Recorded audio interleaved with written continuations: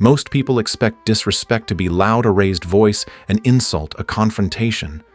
But in the real world, especially in professional and personal relationships, that's almost never how it starts. It begins in silence, in glances, in the kinds of moments that are so small, so easily dismissed that you second-guess yourself for noticing them. A delayed reply to your message, a quick interruption, just as you're making a serious point, a backhanded compliment disguised as a joke. They seem harmless, but they're not. These are social microaggressions, and they're deeply calculated. Machiavelli understood that the erosion of power doesn't begin with war. It begins with doubt, the kind that chips at your presence, not your pride. And the most dangerous part? It's all deniable. If you call it out, you look insecure. If you ignore it, it continues. So most people do what they think is mature, they let it slide. They rationalize. It wasn't that bad. Maybe they didn't mean it.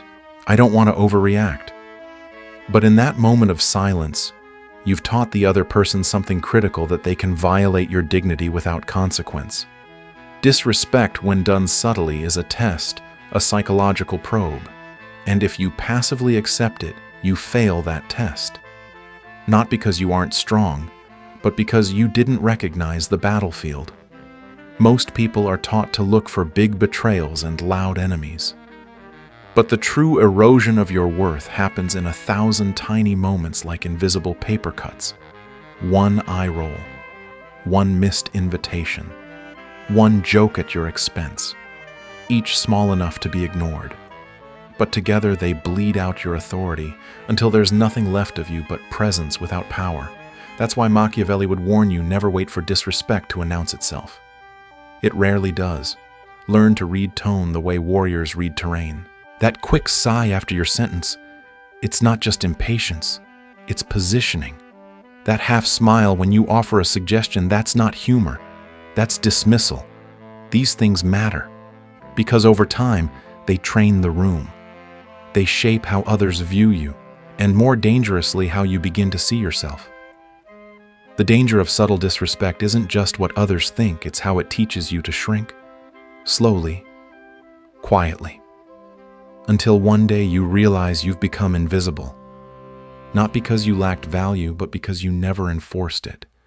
And by then, it's not just hard to regain authority, it's hard to even remember what it felt like to have it. That's why you don't wait for disrespect to grow. You catch it where it starts in the shadows. Disrespect rarely kicks down the front door. Instead, it slips in quietly, dressed in normalcy, masked as misunderstanding, humor, busyness, or even concern. But Machiavelli knew better. He understood that power doesn't erode from major battles. It dissolves through small, strategic violations that go unchallenged. There are 4 common acts of subtle disrespect, and each one, though seemingly harmless on the surface, is a loaded weapon aimed at your authority. The first is the performative misunderstanding. You speak with clarity, purpose, and control, but the other person tilts their head, blinks, and says, "Wait, what do you mean?" Not because they don't understand, but because pretending not to understand forces you to explain again and again, until your voice loses weight, until you sound unsure, frustrated, or worse, desperate to be understood. This isn't confusion. It's strategy, a tactic that flips the dynamic and makes you earn the basic courtesy of being heard. And if you keep clarifying, they'll keep pretending not to get it. Machiavelli would advise, never explain yourself more than once.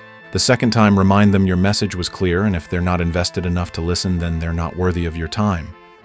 Then there's the playful undermining, the laugh, the smirk, the oh-so-casual relax. I was just joking. It's the insult dressed as humor, the jab thrown in front of others to make your strength the punchline, and it's designed to trap you. If you take it seriously, you look uptight. If you laugh along, you authorize it. And if you mirror it, you're suddenly too aggressive. That's the game. But Machiavelli wouldn't play it. He'd cut through the mask with a calm line like, "Funny how people hide behind jokes to say what they really mean. Not loud, not angry, just surgical." The point isn't to win the laugh, it's to freeze the moment and let them know you see the play and you won't participate. The third act is the strategic delay. Late replies, canceled plans disappearing until they need something. It's a subtle announcement your time doesn't matter. And when you keep accepting it, you train them to treat you as optional. Machiavelli's rule: stop chasing. Let them feel your absence. Let them miss your presence. And finally, there's supportive sabotage, the colleague, friend, or partner who praises you while planting seeds of doubt. That's a great idea, but maybe tone it down a bit. This is how envy wears a smile. The solution: test them. Present a version of your idea that's 20% bolder. If they immediately scale you down again, they've exposed themselves. Don't confront, just compartmentalize. Authority isn't about controlling people. It's about controlling access. And no one should have access to the parts of you they aim to diminish. In every room you walk into, there's a silent story being told about you. It's not in the words you speak, it's in how people respond, how they engage, how they acknowledge or ignore you. And whether you realize it or not, that story becomes your reputation. Machiavelli knew this truth intimately: the person who controls the narrative controls the power. And the most dangerous thing you can do is let someone else write that story for you, especially through subtle acts of disrespect that go unchallenged. Because the moment you allow someone to twist your image, diminish your presence, or define your intentions, you've already surrendered your authority, not in some dramatic public defeat, but in the quiet failure to take ownership of your own identity. Imagine this: you say something brilliant in a meeting, but the room is quiet. No response. Then 5 minutes later, someone repeats the same idea, and suddenly everyone reacts. That silence wasn't neutral. It was a message. And if you let that silence pass without addressing it, you allow others to shape how you're seen. The longer you let the narrative slip from your hands, the more the room rewrites who you are, until your confidence fades and you start to wonder if maybe you're not as sharp as you thought. This is how power dissolves, not with rejection, but with neglect. Machiavelli's advice: don't complain. Don't ask for recognition. Reclaim the narrative. Speak your wins as facts, not pleas for approval. If someone withholds acknowledgement, amplify your own presence through visibility. Use strategic self-reference, not to brag, but to remind. That campaign I led last quarter, it taught me a lot about navigating pressure. One line: no apology, just truth. When you assert your value without seeking permission, you anchor your worth in reality, and reality can't be erased by opinion. And remember, people mimic how others treat you. If one person undermines you in front of others and you don't respond, you've now taught the whole room that it's acceptable. But if you address it not with anger, but with calm precision, you shift the dynamic. Suddenly, people recalibrate. They second-guess the next joke, the next interruption, the next glance. Not because you demanded respect, but because you made it clear that silence won't be your weakness. In the world of influence, perception is power. And if you let others quietly rewrite how you're seen, you don't just lose respect, you lose control of your identity. And to a Machiavellian mind, there's no greater loss than that. One of the most overlooked forms of disrespect is not what people say, but what they choose not to say. It's the silence after your success, the blank expression when you share an achievement, the quiet withdrawal of acknowledgement that on the surface seems like nothing, but underneath it's everything. This is the power play of withholding validation, and Machiavelli would call it exactly what it is: a psychological tactic to minimize your value without ever lifting a finger. It works like this: you do something exceptional, you close the deal, finish the project, hit the milestone. Everyone sees it. But one person, maybe more, stays quiet. They don't congratulate you. They don't comment. They don't even react. Not because they didn't notice, but because they did. And that's the entire point. The silence is calculated. It's designed to send a message: you're not important enough for me to respond to. It's not indifference. It's quiet strategy, a method of suppressing your status in the social hierarchy without looking like the villain. And if you're not careful, if you internalize that silence, you start to shrink. You start questioning your win. You start needing their recognition to feel valid. And the moment that happens, they've won, because now they control how you see yourself. Machiavelli would never chase acknowledgement. He wouldn't plead to be seen. Instead, he would amplify his own visibility not through arrogance, but through subtle dominance. He'd weave his achievement into conversations as context. That launch I ran last week taught me a lot about high-pressure decision-making. No asking for applause, just reminding the room I do things that matter. And in doing so, he bypasses their silence and speaks directly to reality. Because here's the truth. The more you allow others to control how your victories are framed, the more power you give them over your identity. And here's where most people fail. They think the absence of support means they have to work harder to be liked. No, you don't chase those who choose not to clap. You rise so undeniably that their silence becomes suspicious. You let your impact speak louder than their approval ever could. Because in a world obsessed with attention, strategic silence is a weapon. And the only way to beat it is to make your worth so visible, so undeniable, that ignoring it becomes a flaw in their character, not in yours. Machiavelli understood this. When people withhold acknowledgement, it's not your confidence they're attacking, it's your gravity. And your response must be clear: never beg to be noticed. Become impossible to ignore. Not all praise is genuine. In fact, some of the most dangerous forms of disrespect come disguised as compliments. You're so easygoing. You're always the nice one. You never cause drama. At first glance, these sound flattering, harmless, even kind. But beneath the surface, they're social leashes, subtle expectations wrapped in sugar. They're not celebrating who you are. They're confining you to a role that's convenient for them, a role where you're agreeable, quiet, accommodating someone who doesn't push back, doesn't disrupt, doesn't demand. And the moment you step outside that role, the moment you set a boundary, speak firmly, or assert your worth, the compliments stop. The warmth fades. Suddenly you're changing, you're difficult. You're not who you used to be. That's not respect. That's emotional manipulation. Machiavelli would see this for exactly what it is: false elevation designed to keep you small. He knew that the most effective way to control a person isn't by threatening them. It's by convincing them that their compliance is a virtue. And once they believe that staying agreeable earns them love, they stop testing their own limits. They become the version of themselves that others approve of, not the version that's actually powerful. So what's the antidote? It's not rage. It's not confrontation. It's rewriting the script calmly, but decisively. When someone says, "You're always so chill," you don't smile and nod. You respond, "Not always." I've learned that silence sometimes costs more than tension. One sentence. That's all it takes to dismantle the old frame and replace it with something untouchable. You show them and yourself that you're not here to play a role. You're here to own the room. The deeper danger of false praise is that it conditions you to associate likability with weakness. And over time, if you don't break that spell, you'll fear losing approval more than you fear losing your voice. But Machiavelli would remind you true respect doesn't come from being the person everyone finds easy. It comes from being the person no one dares to minimize. And you don't earn that by being liked. You earn it by being undeniably yourself, even when that makes others uncomfortable. So the next time someone flatters you into submission, pause. Ask yourself, is this a compliment or is it a cage?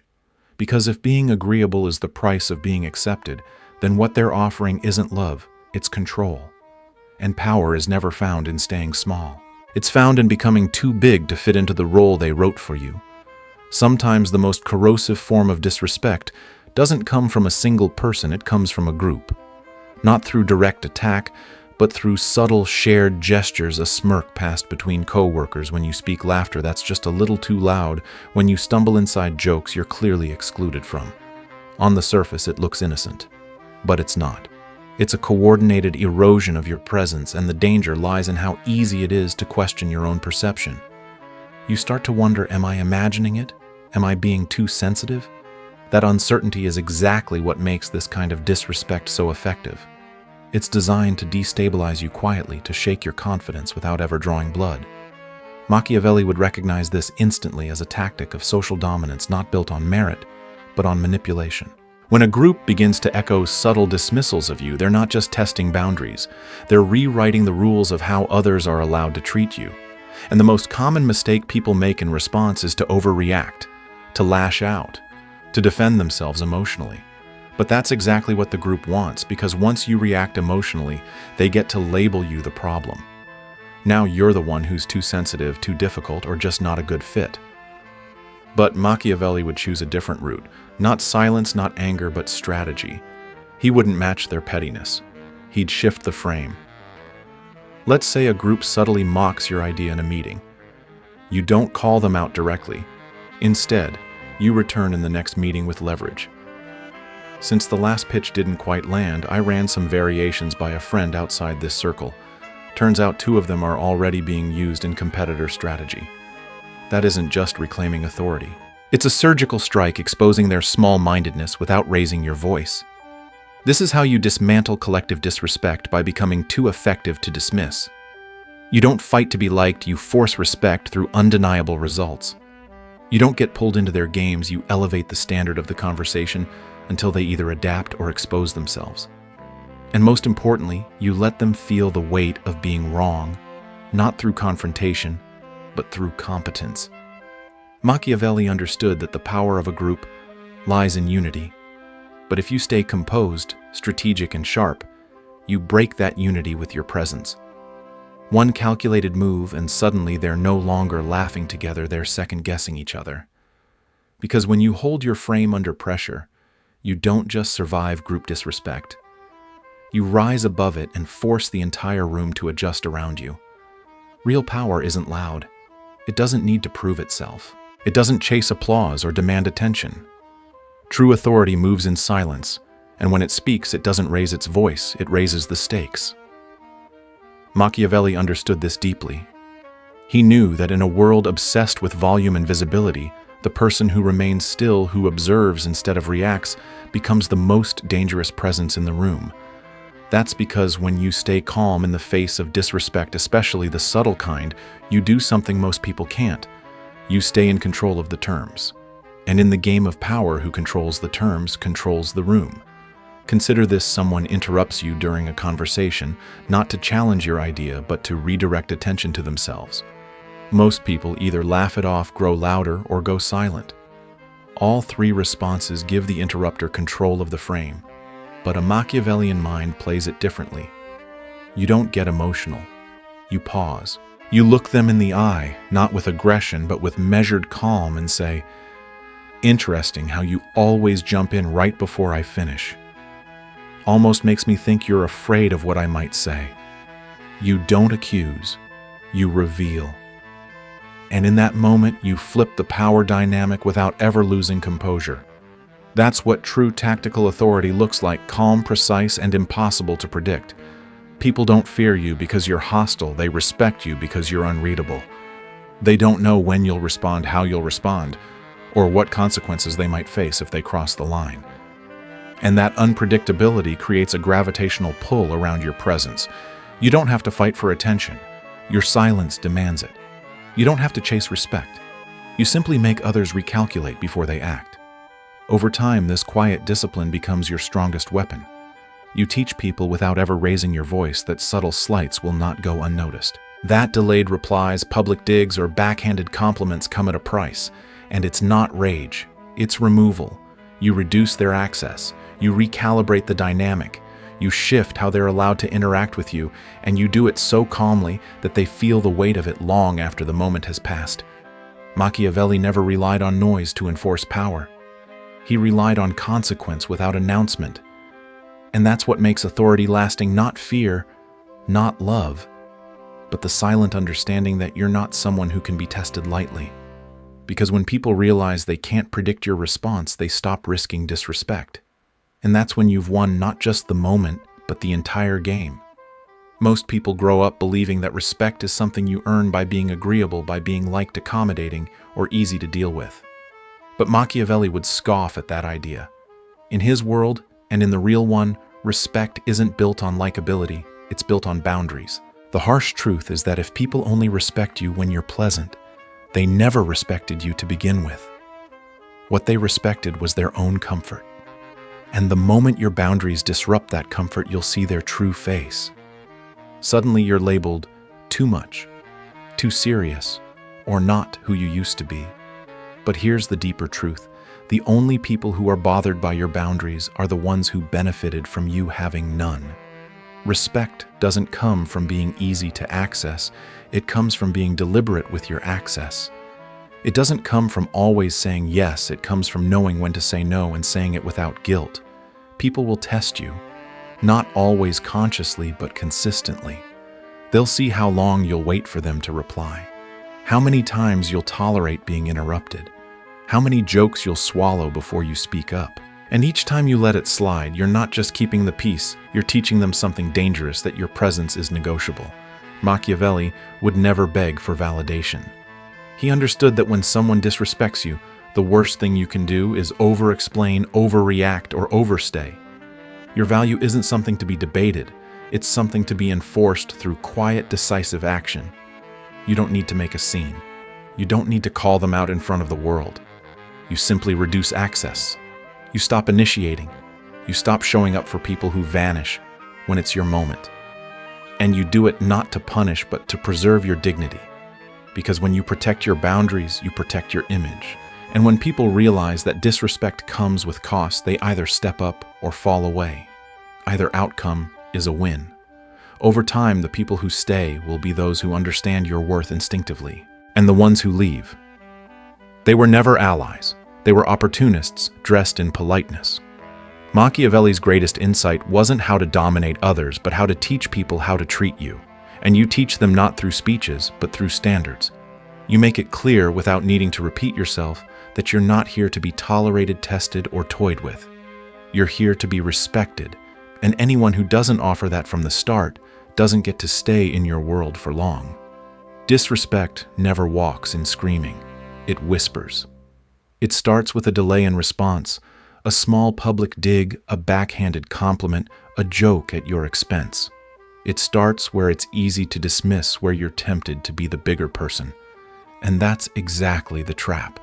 Because the first time you let a minor slight slide, you don't just excuse the behavior, you authorize it. And once authorized, it grows. What was once a small crack in your boundaries becomes a fracture, then a pattern. Then your identity in the eyes of others, the person who can be tested, teased, interrupted, or ignored without consequence. Machiavelli understood this deeply. He didn't study obvious enemies. He studied patterns, because in power dynamics, the game is rarely lost through major betrayals. It's lost through tolerance, through the little moments that go unchallenged, the smirks that go unchecked, the disrespect that's too small to call out. Until suddenly you're not seen as a force, you're seen as furniture, always there, never respected. The most fatal mistake you can make in any relationship, personal, professional, romantic, is believing that your silence is noble. It's not.